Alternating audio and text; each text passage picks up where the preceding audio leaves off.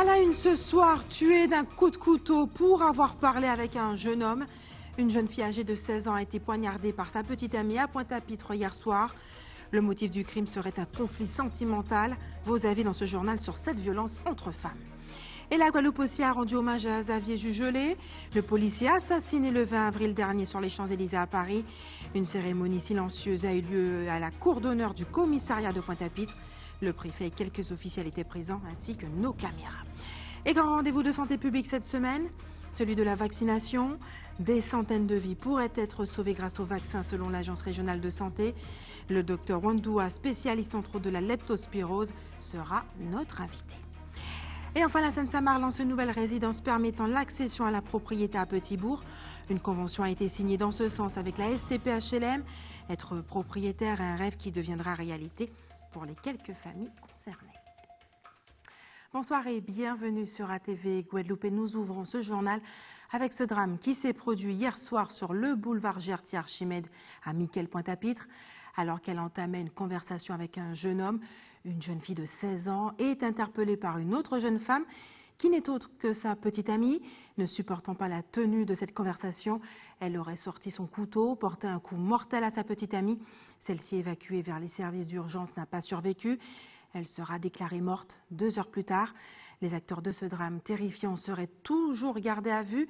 On connaîtra leur sort plus tard. En attendant, la Guadeloupe traverse justement, ce drame bouleverse la Guadeloupe. Que pensez-vous de ces violences entre femmes? Voici les réponses obtenues par ATV Guadeloupe. Well, des femmes qui ont un bon homme, ça c'est peut-être. Ben, les hommes qui ni, moi ça veut des femmes ça anil, puis quoi comme pour un seul homme. Bon, seul homme là peut pas mettre à l'aise. Il faut savoir être égoïste dans la vie. Il faut savoir penser à soi et pas penser forcément, même par amour, à la personne qu'on aime. Je pense qu'il faut essentiellement penser aussi à soi. Ça là ouais, mais c'est ouais, quoi, bon, peut-être il y a une autre solution à ça quoi. Mais si cette solution là, ça y aura c'est des gourmets quoi, alors il est obligé de gourmer quoi, parce que c'est aimer quoi, là ouais, mais aimer sans bitin qui reste quoi.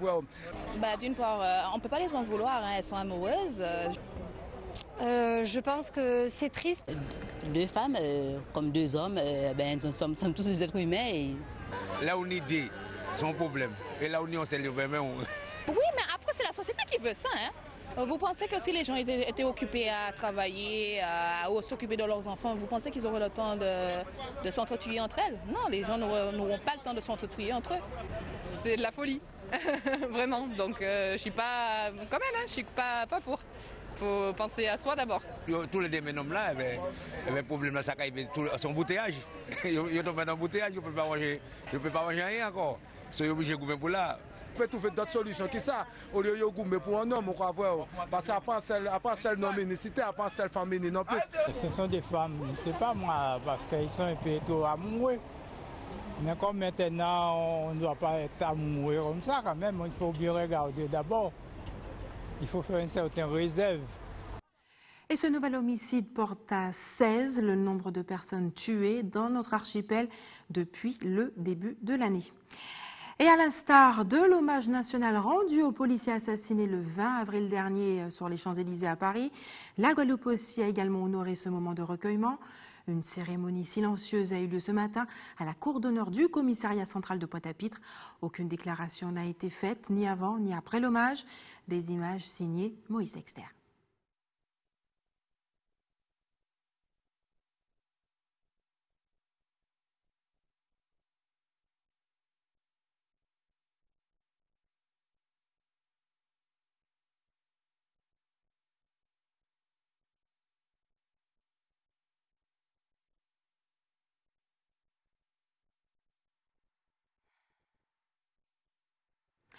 Y aura-t-il unité syndicale le 1er mai prochain? Les syndicats guadeloupéens ont tenté ce matin de poser les bases d'une action unitaire en vue du traditionnel défilé du 1er mai. Reportage Nathalie Dinan, Patrick Curie. Ce 1er mai revêt un caractère particulier. Il annonce le début d'un long mois de lutte et de revendications syndicales, notamment dans le cadre du 50e anniversaire de mai 67.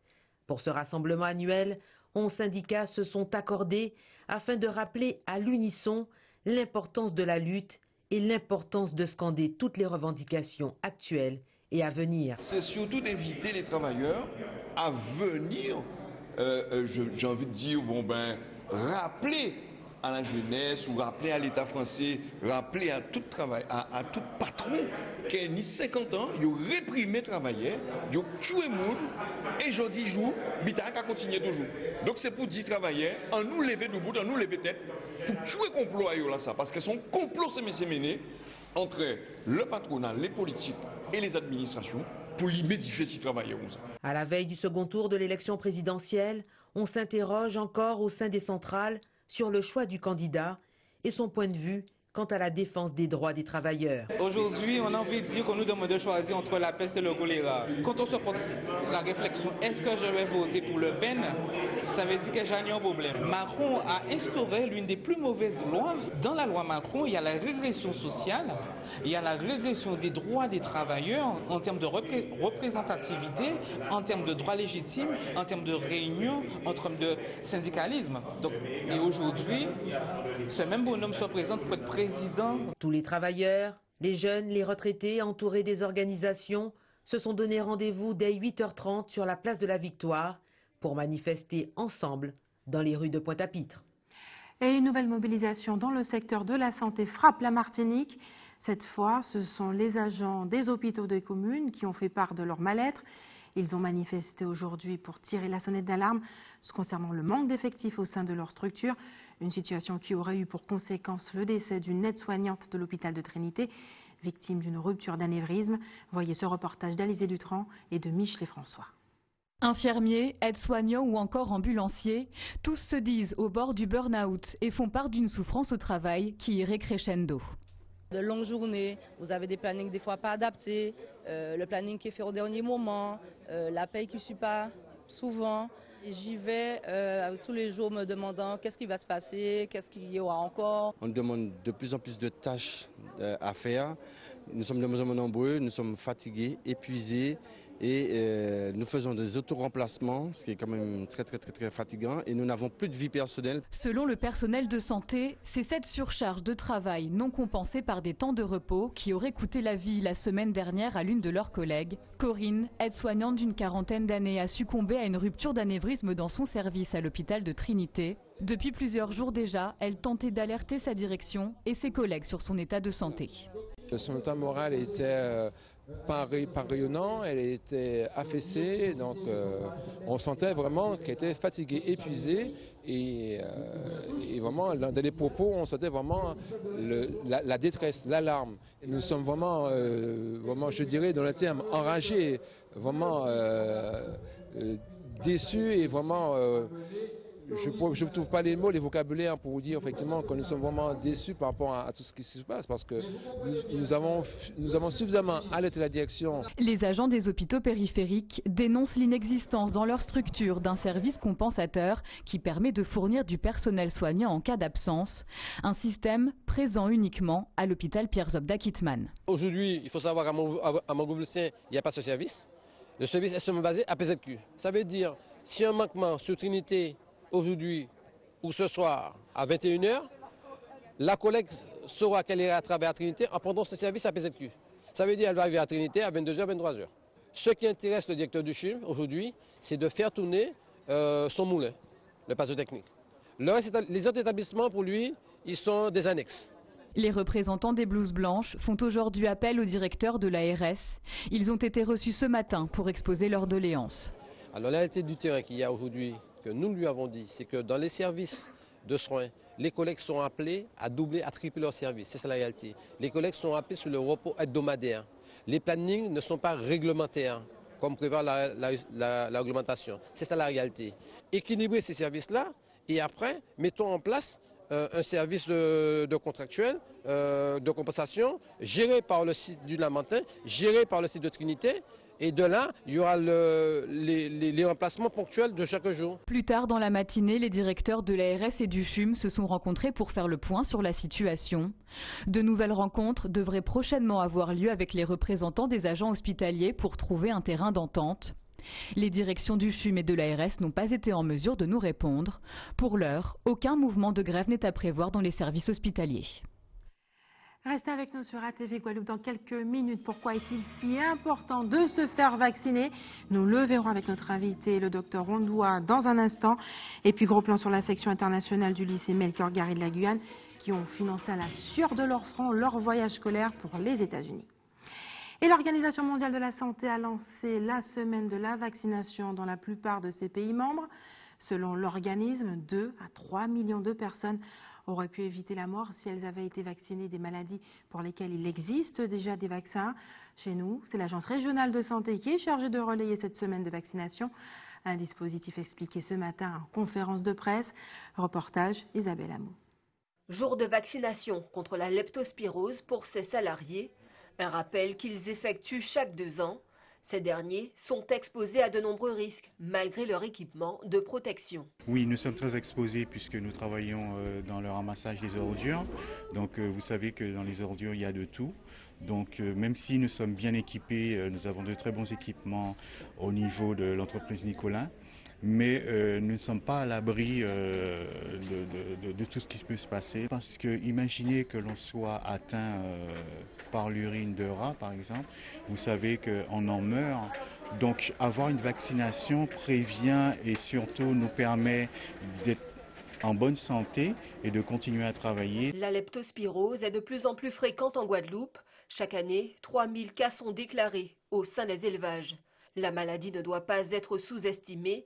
Son incubation varie entre 10 et 14 jours. Elle peut passer très inaperçue parce qu'elle va mimer dans la majorité des cas un petit syndrome grippal où on aura eu un peu de fièvre, un peu mal à la tête, quelques douleurs musculaires. Donc ça, c'est la majorité des cas. Alors, dans certains cas, ça peut évoluer vers une jaunisse. Donc, pour ne parler que des signes que tout le monde peut reconnaître, d'avoir les yeux rouges. Et alors, on peut avoir les atteintes viscérales. Donc, le rein qui ne fonctionne plus bien, le foie qui ne fonctionne plus bien et parfois des insuffisances respiratoires. Nous avons dans un premier schéma 3 vaccins sur les 6 mois. Donc, on va faire le premier jour, 15 jours après, et puis entre 4 et 6 mois après pour le 3e. Le 4e viendra 2 ans après. 2 ans, bien sûr, compter le premier vaccin. Et puis, pour celui qui a eu ce schéma-là, il n'aura plus qu'à faire un vaccin tous les 2 ans. Ces vaccins ont un coût, 133 € l'unité. Il faut compter environ 500 € pour les 3 premiers vaccins. Un coût important, mais qui relève de la santé publique. Et selon l'Agence régionale de santé, 70% des Guadeloupéens trouvent le vaccin utile, mais beaucoup d'entre nous négligent de se faire vacciner. Illustration en images avec Isabelle Amou. Malheureusement, j'ai toujours été pour mes enfants à faire des rappels, mais malheureusement, moi, je suis allergique à tous les vaccins qu'on a pu me faire et je ne peux absolument pas être vaccinée. Que ce soit le tétanos, enfin l'été polio, je ne peux pas, malheureusement. Vous avez de mauvaises réactions? Très très mauvaise réaction, être obligée d'être soignée aux antibiotiques, cortisone, voilà, je suis un cas. Voilà, j'ai une déficience immunitaire, je pense, et un dérèglement immunitaire. Donc voilà, je fais avec et je voyage avec comme ça. Moi c'est un jour, mais je dois y retourner parce que j'avais fait le vaccin anti-tétanique déjà, dans la mesure où je suis diabétique, donc c'est important. Et puis ils avaient vérifié, mais il faut que j'y retourne. Voilà, je ne suis pas à 100% sûre. Mes vaccins ne sont pas à jour et que bon, il y a bien longtemps que je ne me vaccine plus. Oui, c'est à jour. Vous assurez, comment vous vous assurez que tout soit à jour? Non, parce que je l'ai fait et c'est en 2020, je dois le refaire. Bon, je sais que par exemple pour le tétanos, pour les adultes, c'est tous les 10 ans le vaccin. Donc là, sincèrement, ça fait longtemps que je n'ai pas regardé mon carnet de vaccination, mais a priori, je suis à jour. Après, non, pas plus que ça, franchement. Après les rares fois où je vais chez le médecin, je pense qu'il jette un œil, il contrôle, donc il me dit s'il y a des choses à faire. Alors non, mes vaccins sont pas à jour, ça fait un bout de temps que j'en ai pas fait, donc non, je pense pas qu'ils soient à jour et je vérifie jamais. Cela ne vous inquiète pas? Non, ça devrait. Non, ça m'inquiète pas plus que ça. Je m'en soucie parce que je voyage beaucoup, donc je n'ai pas le choix. Et puis c'est important, ça permet de se savoir quand même protégé en santé. J'ai mon carnet de santé, mon carnet de vaccination. Donc je le contrôle moi-même. Donc je ne demande pas nécessairement au médecin. Il y a des gens qui n'y pensent même pas, il y en a qui oublient et qui seraient heureux de savoir qu'en fait, s'il faut le faire, voilà, donc quand on oublie, on n'y pense plus du tout, on ne sait même pas si ça existe un jour. Pour ceux qui ne l'ont jamais fait, bon, on le fait quand on est bébé, mais après on a le devoir de renouveler l'opération, quoi. Voilà, donc c'est bien de sensibiliser les gens, ça c'est important. Et pour aller plus loin, le docteur Wandoua nous a rejoint sur ce plateau. Mirabel Wandoua, bonsoir. Bonsoir. Merci d'avoir accepté notre invitation. On l'a vu tout à l'heure, 70% des Guadeloupéens considèrent que le vaccin est utile, mais beaucoup le négligent. Est-ce la faute au prix finalement des vaccins? On l'a vu tout à l'heure pour la leptospirose, 133 €, c'est quand même assez cher oui. Finalement de prendre soin de soi et de sa santé. Oui. Alors, il faut savoir que pour garantir une couverture vaccinale pour la grande majorité de la population, l'information est importante. Donc ça veut dire que, et en général, c'est souvent par votre médecin traitant, par le médecin traitant que nous avons la première information, le conseil de se faire vacciner à une périodicité bien définie. Alors, est-ce que, bon maintenant, tout le monde, si on n'est pas malade, tout le monde n'a pas nécessairement recours au médecin, comme certains l'ont dit, ils oublient. Donc, si on n'est pas malade, il n'y a personne qui vous le dit. Justement, docteur Wandoua, si moi je ne suis pas malade et que du coup je ne vois pas l'intérêt de me faire vacciner, en quoi est-ce important de le faire? Alors, il ne faut pas attendre. Le vaccin est à visée préventive. Donc, on n'attend pas d'être malade. Nous avons des indicateurs au niveau international. L'OMS fait régulièrement des études pour se rendre compte qu'il y a des maladies qui sont potentiellement mortelles. Alors, des chercheurs et des personnes compétentes font la recherche pour voir si on peut mettre en place un vaccin contre ces maladies, et ce qui permet de couvrir une majorité de personnes et d'être parfois éradiquer ces maladies-là. Quand une majorité, on essaie d'atteindre le 95% de couverture pour qu'on arrive à éradiquer une maladie. Alors selon l'Organisation mondiale de la santé, des millions de vies pourraient être sauvées grâce aux vaccins pour lesquels il existe, face aux maladies pour lesquelles il existe déjà des vaccins. C'est le cas chez nous pour certaines, notamment, on l'a vu dans le reportage, la leptospirose qui tue quand même pas moins de 300 personnes en Guadeloupe chaque année. Voilà. Donc, alors, c'est-à-dire que tuer, non, mais on a des cas, on dénombre à peu près, dans ces chiffres-là, des 300 cas, surtout sur les études faites en 2011 et 2013, et qui sont comparables à l'Hexagone. Donc, ça veut dire qu'on a, par rapport au Dom-Tom, donc la Guadeloupe, 10 à 100 fois plus de cas.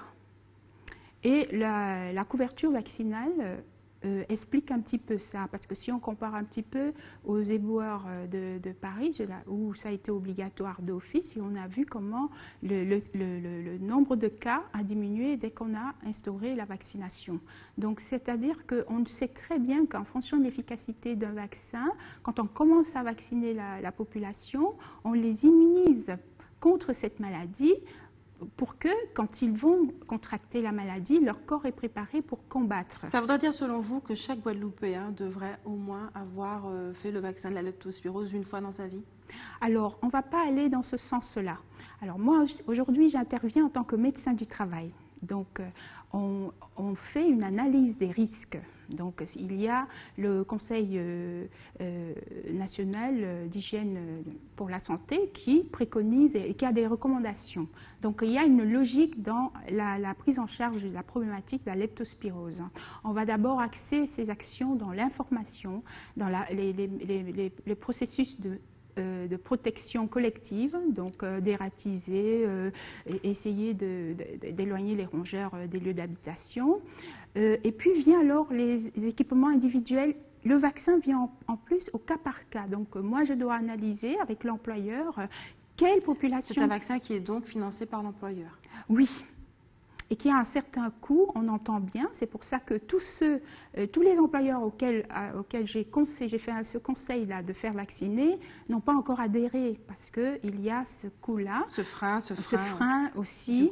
Mais voilà. Exactement. Docteur Andoine, il n'y a pas que les éboueurs qui sont confrontés à la leptospirose. De nombreux Guadeloupéens sont déjà morts à cause de cette maladie sournoise qu'on ne voit pas venir. Comment faire pour éviter d'en mourir finalement? Exactement. Alors, des choses importantes à savoir. Déjà, comment on contracte cette maladie. C'est-à-dire que vous avez le monde professionnel, il y a les activités de loisirs, et vous avez même aussi au niveau des agriculteurs. Notamment ici dans les dom-toms, ce sera la coupe de canne qui est à risque, les champs de bananeraies à risque. C'est pour ça que cette maladie a été inscrite dans les tableaux de maladies professionnelles, dans le régime général comme dans le régime agricole. Alors au niveau des loisirs, tous ceux qui vont faire des canoës et qui sont en contact avec les eaux douces, les activités nautiques, et dans l'eau douce, parce que la bactérie ne supporte pas l'eau saline, donc en mer. Donc ça veut dire qu'on va être, par ces activités, par ces loisirs, être en contact avec un milieu où il y a eu des déjections de rongeurs, notamment l'urine des rongeurs. Et donc, quand vous passez dans un champ où vous avez des herbes et tout, et qu'un rongeur est passé, si vous avez une peau lésée, une muqueuse, et que vous avez été en contact, c'est par ce biais-là, qui est une porte d'entrée pour la bactérie qui va vous infecter. Et vous pouvez développer la maladie dans les 10 à 20 jours qui vont suivre. Et comment l'éviter alors justement? Alors, on va demander aux gens, notamment, d'identifier les réservoirs de tous ces rongeurs, l'éradication des rongeurs, dont la dératisation. On va demander aux gens, quand ils font ces activités-là, de porter des équipements appropriés, des bottes, des combinaisons, des gants. Et dans certaines activités où vous pouvez avoir une éclaboussure de cette eau dans les yeux, il faut mettre des lunettes de sécurité. Donc, et puis bien se laver les mains quand on a été on rentre de cette activité-là. Et si on a une plaie ou une égratignure, il est nécessaire de la désinfecter, de mettre un pansement qui résiste à l'eau. C'est très important. Docteur Andoine, merci d'avoir accepté de répondre à nos questions ce soir. Dans le reste de l'actualité, les bailleurs sociaux Seine-Saint-Mars et HLM ont signé aujourd'hui une convention de partenariat pour développer l'accession sociale à la propriété. Une de ces résidences concernées par ce dispositif a été visitée ce matin, les terrasses de Bellevue à Petit-Bourg. Le reportage est signé Karen Diama. On regarde. Dans cette résidence de 72 logements, 20 seront soumis à l'accession sociale. On ne va pas les vendre directement. On va passer par cette formule de location-accession en mobilisant des aides fiscales, donc notamment un taux de TVA réduit, une exonération de taxes foncières pendant 15 ans et aussi la formule du crédit d'impôt que l'État nous permet de bénéficier. Et donc cette formule de location-accession, elle passe par une accession en 2 temps. Une phase locative qui ici va durer 1 an. Et au bout de cette année, on va retourner chez le notaire pour effectivement le transfert de propriété à la famille. Il s'agit effectivement de permettre aux familles qui ont des revenus plus modestes, et notamment qui oscillent entre 2 à 4 SMIC, de permettre effectivement d'avoir ce parcours et d'accéder à la propriété. Les 42 autres, déjà tous vendus, ont été accessibles sans conditions particulières à toute personne souhaitant devenir propriétaire. Nous savons mettre sur le marché des produits, notamment pour permettre effectivement toujours l'accession, c'est du logement libre, aux classes intermédiaires qui cherchent à accéder et à devenir propriétaires, là, à des prix imbattables. Constituée essentiellement de T3 et de T4, c'est plus qu'une résidence qu'ont voulu créer les bailleurs en mutualisant leurs moyens, mais bel et bien une mixité sociale. La Seine-Saint-Mars va réaliser 52 logements en promotion, un programme de promotion comme sait le faire la Seine-Saint-Mars, qui va s'adresser à des familles qui vont habiter ces logements, mais aussi à des investisseurs. Donc on aura un panel, de gens qui sont relativement à l'aise financièrement. Et notre proposition, nous, la SPHLM, c'est de faire venir dans ce programme, qui se veut quand même qualitatif, des familles qui ont un peu moins de ressources. Aujourd'hui à Petit-Bourg, mais demain sur un autre territoire, les 2 signataires souhaitent changer le monde de l'immobilier et faciliter l'accès à la propriété, une problématique majeure à l'échelle locale. La SPHLM a un produit innovant. Il faut le dire, nous aujourd'hui on ne sait pas faire en termes d'accession sociale. Là, ce produit et l'expertise qui a été développée autour de ce produit grâce à la société pointoise d'HLM nous permet d'allier nos compétences. Et aujourd'hui, vous voyez, grâce à ce partenariat, nous allons enfin produire beaucoup plus. C'est ça qui a permis de rassembler l'expertise, le montage. Il sait y faire. La société pointoise d'HLM est experte, donc on s'allie avec notre casquette de constructeur, de promoteur immobilier, parce que là aussi nous savons faire. Située non loin du lycée des droits de l'homme, la résidence sera livrée début août et accueillera 2 propriétaires. Et eux trépignent d'impatience. Ce sont les 24 élèves de la section internationale du lycée Melchior Garret en Guyane. Ils embarqueront mardi prochain pour une grande aventure américaine. Un voyage rendu possible en partie grâce aux efforts des adolescents. Lavage de véhicules, tombola ou encore emballage cadeau dans les supermarchés. Tous les moyens étaient bons pour financer ce voyage. Reportage Charlotte Fleury. Ce matin, les élèves de la classe de seconde de internationale américaine du lycée Melchior Garret organisaient une session préparatoire pour leur voyage aux États-Unis. Mardi, c'est le jour du grand départ. Hébergés dans des familles d'accueil, ces 24 élèves auront la chance de passer 2 semaines aux États-Unis, 1 semaine de visite et la seconde dans l'un des meilleurs lycées du pays. C'est très important pour les élèves de cette section, c'est vraiment indispensable à leur progrès en anglais, puisqu'ils doivent être vraiment parfaitement bilingues à la fin de leur cursus en terminale. Donc d'abord, il y a l'apport linguistique qui est indispensable. Après, je pense qu'il y a vraiment cette ouverture sur le monde qu'on favorise en amenant nos élèves déjà aux États-Unis, mais aussi à New York, qui est quand même une des villes les plus multiculturelles du monde. Les élèves qui sont dans cette classe vivent un beau projet qui va certainement les marquer une bonne partie de leur vie. Certains d'entre eux ne sont jamais allés au-delà de Macoria. Donc arriver à Manhattan et à Washington, ça va être une sacrée aventure. Durant cette semaine de cours dans le lycée américain, les élèves guyanais présenteront des exposés sur la Guyane devant d'autres classes. Notre idée, c'est qu'ils se fassent là-bas sur place, au lycée d'accueil, aussi les ambassadeurs de la Guyane. Donc les ambassadeurs de sa littérature, de sa biodiversité, aussi du système éducatif français qui n'est pas le même, des disciplines qui sont enseignées différemment, du cursus horaire, du post-bac qui n'est pas le même non plus. Et puis on va parler des élections. Et puis je pense qu'on va parler aussi du mouvement, de ce qui s'est passé en Guyane, parce qu'on était suivis aux États-Unis, particulièrement dans le lycée d'accueil. Ils font ces exposés à la fois en français pour les élèves américains qui apprennent la langue française, mais ils le feront aussi en anglais pour d'autres classes qui n'apprennent pas forcément le français. Donc c'est un excellent exercice à la fois pour eux et pour leurs camarades américains. La plupart des élèves n'ont jamais posé le pied aux États-Unis. Ce sera donc une première pour beaucoup d'entre eux, et notamment pour Nora et Sohan, qui se réjouissent à l'idée de découvrir un nouveau pays. Je suis très contente d'avoir cette chance, parce que c'est vrai, c'est pas tout le monde qui a la chance de partir aux États-Unis, surtout quand on vient de Guyane. Donc c'est une chance que le lycée nous offre. On va échanger avec les Américains, donc c'est un échange culturel, et c'est un peu une récompense en soi. Alors pour moi, en fait, ce voyage, c'est juste un privilège, c'est une opportunité, en fait, c'est quelque chose d'unique. Je suis très content de partir, par contre, j'ai quelques peurs, peut-être par rapport à la compréhension, comme justement on vient de cultures et d'univers différents, il y aura peut-être quelque chose qu'il y aura peut-être quelques désaccords comme ça, mais sinon ça va, je vais partir. Dans le futur, les enseignants aimeraient que ce projet se développe pour devenir un véritable échange. La législation des États-Unis étant différente de la nôtre, il est plus difficile pour les élèves américains de venir en Guyane. Cependant, ce projet est en train d'être mis en place et pourrait voir le jour dans quelques années.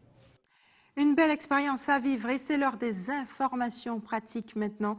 L'équipe de l'établissement français du sang vous donne rendez-vous demain au parking du centre commercial Millénis aux Abîmes de 13h à 17h30. Et enfin, si vous avez des informations à nous communiquer, n'hésitez pas à nous appeler. Le numéro de la rédaction d'ATV Guadeloupe 60 11 2 fois. Et voilà, c'est la fin de notre édition locale et régionale, mais restez avec nous. Dans un instant, Eddy Planté pour Questions directes.